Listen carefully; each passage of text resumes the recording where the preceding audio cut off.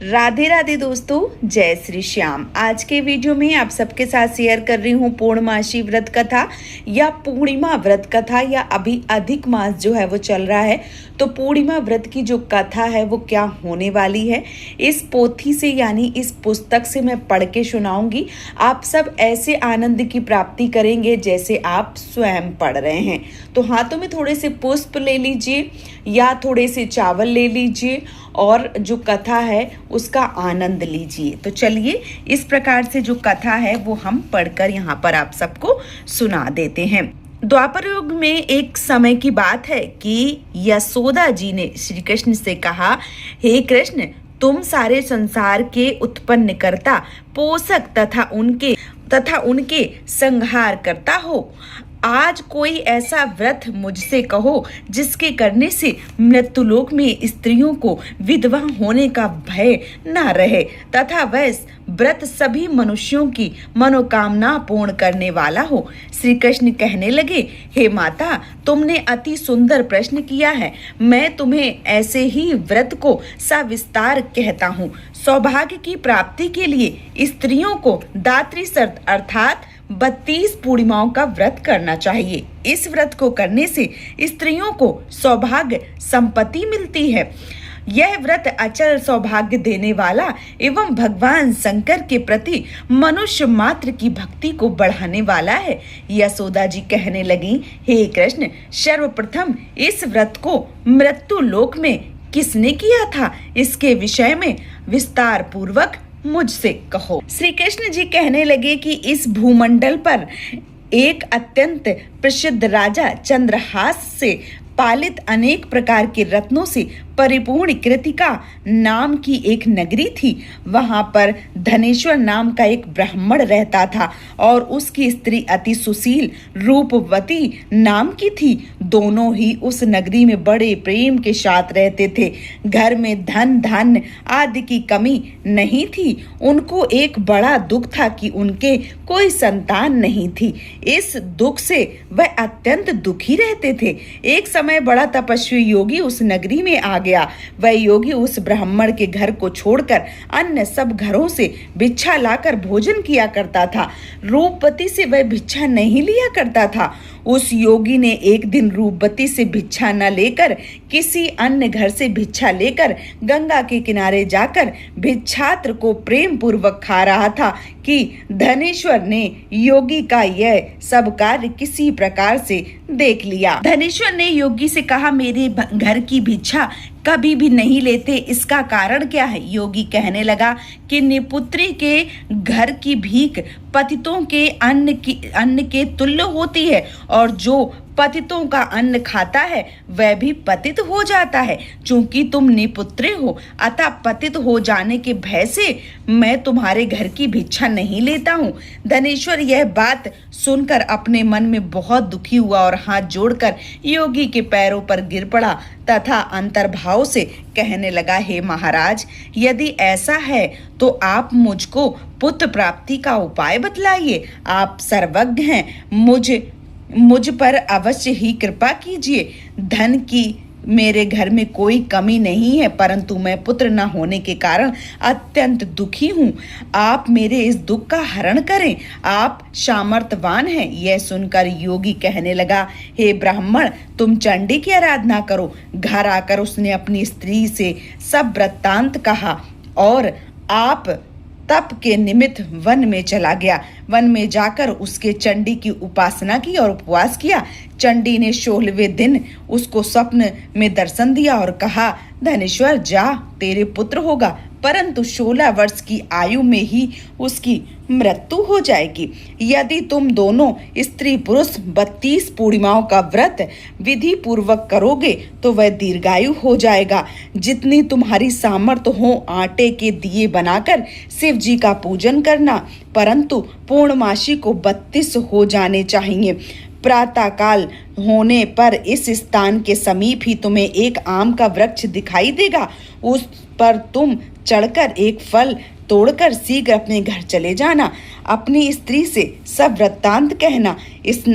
ऋतु स्नान के पश्चात वह स्वच्छ होकर श्री शंकर जी का ध्यान करके उस फल को खा लेगी तब शंकर भगवान की कृपा से उसको गर्व हो जाएगा।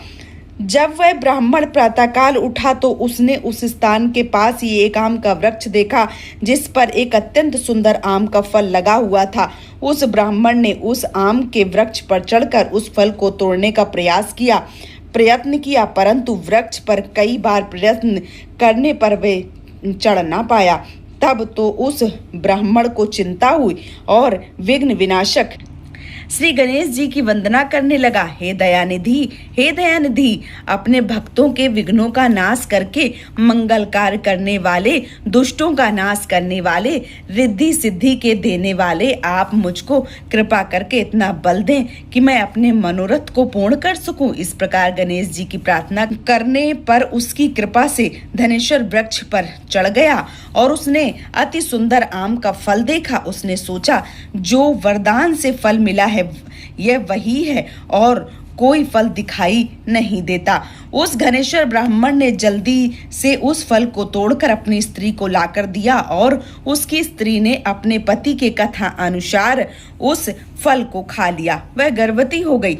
देवी जी की असीम कृपा से उसके एक अत्यंत सुंदर पुत्र उत्पन्न हुआ जिसका नाम उन्होंने देवीदास रखा।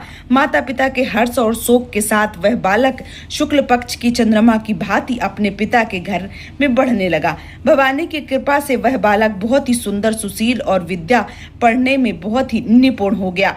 दुर्गा जी की आज्ञा अनुसार उसकी माता ने दात्री सत्र 32 पूर्णमासी का व्रत रखना प्रारंभ कर दिया जिससे उसका पुत्र दीर्घायु, बड़ी आयु वाला हो जाए। 16वां वर्ष लगते ही देवीदास के माता पिता को बड़ी चिंता हो गई कि कहीं उनके पुत्र की इस वर्ष मृत्यु न हो जाए। इसलिए उन्होंने अपने मन में विचार किया कि यदि यह दुर्घटना उनके सामने हो गई तो वह कैसे सहन कर सकेंगे। आज तो उन्होंने देवीदास के मामा को बुलाया और कहा कि हमारी इच्छा है कि तुम देवीदास 1 वर्ष तक काशी में जाकर विद्या अध्ययन करके और उसको अकेला भी नहीं छोड़ना, इसलिए साथ में तुम चले जाओ और 1 वर्ष के पश्चात इसको वापस लौटा लाना। सब प्रबंध करके माता पिता ने काशी जाने के लिए देवीदास को एक घोड़े पर बिठाकर उसके मामा को उसके साथ कर दिया, किंतु यह बात उसके मामा या किसी और से नहीं कहा। धनेश्वर के संपन्न पुत्र की कामना तथा दीर्घायु के लिए भगवती दुर्गा की आराधना और पूर्णमासियों का व्रत करना आरंभ कर दिया। इस प्रकार बराबर 32 पूर्णमासियों का व्रत पूरा किया। कुछ समय पश्चात एक दिन वह दोनों मामा और भांजे मार्ग में रात्रि बिताने के लिए किसी ग्राम में ठहरे हुए थे। उस दिन उस गांव में एक ब्राह्मण की अत्यंत सुंदरी, सुशील, विदुषी और गुणवती कन्या का विवाह होने वाला था।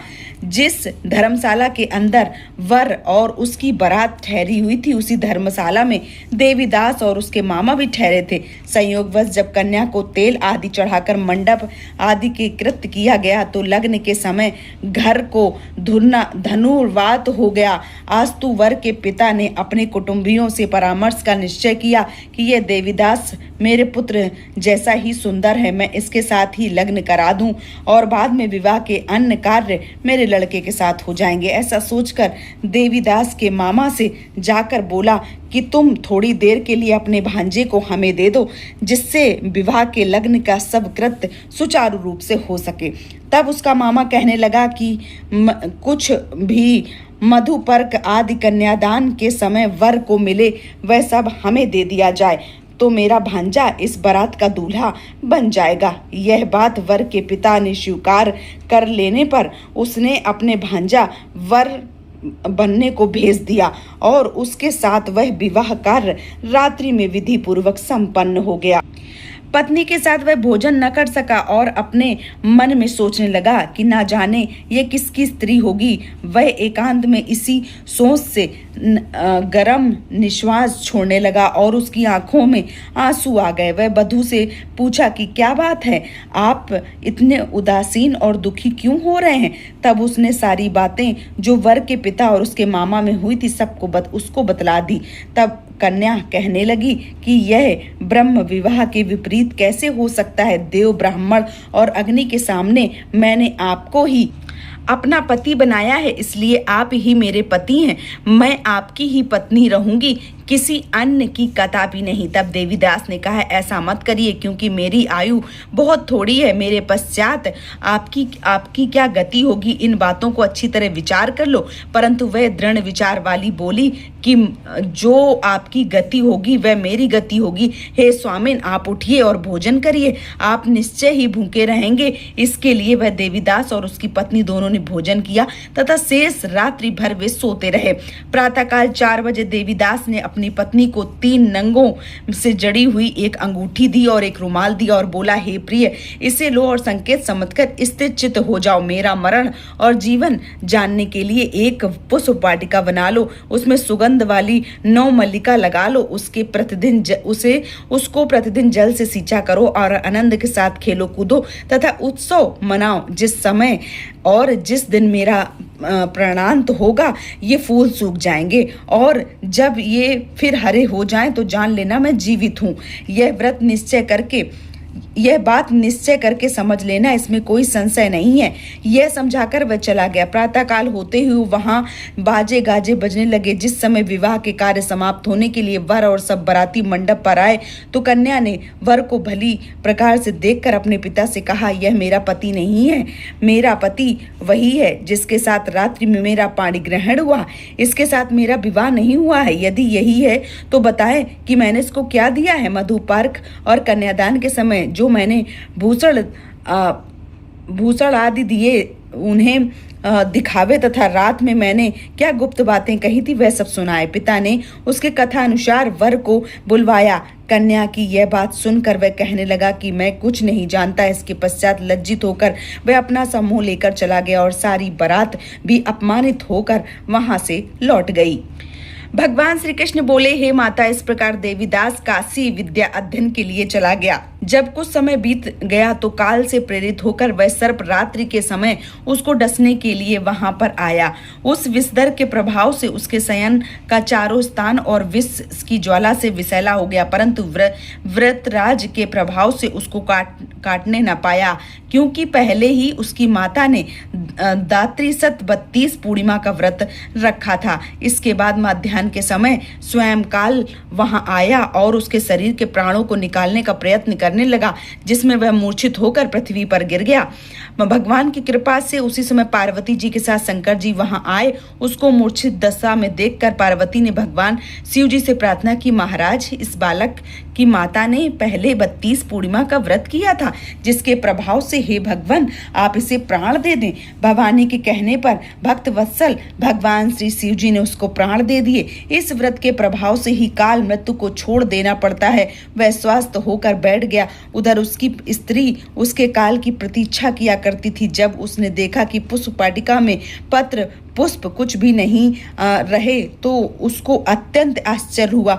वह वैसे ही हरी भरी हो गई। वह जान गई कि वह जीवित हो गए हैं। यह देखकर वह बहुत प्रसन्न मन से अपने पिता से कहने लगी कि पिताजी, मेरे पति जीवित हैं, आप उनको ढूंढिए। जब 16वां वर्ष व्यतीत हो गया तो देवदास ने अपने मामा के साथ काशी से चल दिया। उधर उसके ससुर उसको ढूंढने के लिए अपने घर से जाने वाले ही थे। वह मामा भांजे वहां आ गए। उसको आया देखकर उसका ससुर बड़ी प्रसन्नता के साथ अपने घर आया और उस समय नगर के निवासी भी इकट्ठा हो गए। सबने निश्चय किया कि वह अवश्य ही इसी बालक के साथ कन्या का विवाह हुआ था। उस बालक को जब कन्या ने देखा तो पहचान लिया और कहा, यही वही है जो संकेत करके गया था। तदुपरांत सभी कहने लगे, भला हुआ जो यह आ गया, और सब नगरवासियों ने आनंद मनाया। कुछ दिन बाद देवीदास अपनी पत्नी और मामा के साथ अपने ससुर के घर से बहुत सा धन दहेज लेकर अपने घर के लिए प्रस्थान किया। जब वह अपने घर के निकट आ गया तो एक लोगों ने उसे देखकर उसके माता पिता को पहले ही जाकर खबर दे दी कि तुम्हारे पुत्र देवीदास अपनी पत्नी और मामा सहित आ रहे हैं। ऐसा समाचार सुनकर पहले उन्हें विश्वास नहीं हुआ, किंतु जब लोगों ने आकर बात का समर्थन किया तो उन्हें आश्चर्य हुआ। लेकिन थोड़ी ही देर में देवीदास ने आकर अपने माता पिता के चरणों में अपना सिर रखकर प्रणाम किया और उसकी पत्नी ने सास ससुर के चरणों को स्पर्श किया तो माता पिता ने अपने पुत्र और पुत्रवधू को अत्यंत अपने हृदय से लगा लिया और दोनों की आंखों में आंसू बह गए। अपने पुत्र और पुत्रवधि के आने से खुशी में धनेश्वर ने बड़ी उत्सव किया और ब्राह्मणों को बहुत सारी दान दक्षिणा देकर प्रसन्न किया। श्री कृष्ण जी कहने लगे, इस प्रकार से धनेश्वर 32 पूर्णिमाओं के व्रत के प्रभाव से पुत्रवान हो गया। जो भी स्त्रियां इस व्रत को करती हैं वे जन्म जन्मांतरों तक वैधत्व का दुख नहीं भोगती हैं और सदैव सौभाग्यशाली रहती हैं। यह मेरा वचन है, इसमें कोई संदेह नहीं है। इस व्रत से पुत्र पौत्र आदि को देने वाला, संपूर्ण मनोकामनाओं को पूर्ण करने वाला, 32 पूर्णिमाओं के व्रत करने से व्रती की सभी इच्छाएं भगवान शिव जी की कृपा से पूर्ण हो जाती हैं। तो ये रही कथा। कैसी लगी आप सब हमें जरूर बताइए और यदि आप कथा सुनाने के लिए मुझे कुछ देना ही चाहते हैं तो इस चैनल को सब्सक्राइब करके वीडियो को लाइक कीजिए। आप सबसे बहुत जल्दी मिलूंगी एक और नए वीडियो के साथ में। भगवान आपकी समस्त मनोकामनाओं को पूर्ण करें। राधे राधे, जय श्री श्याम।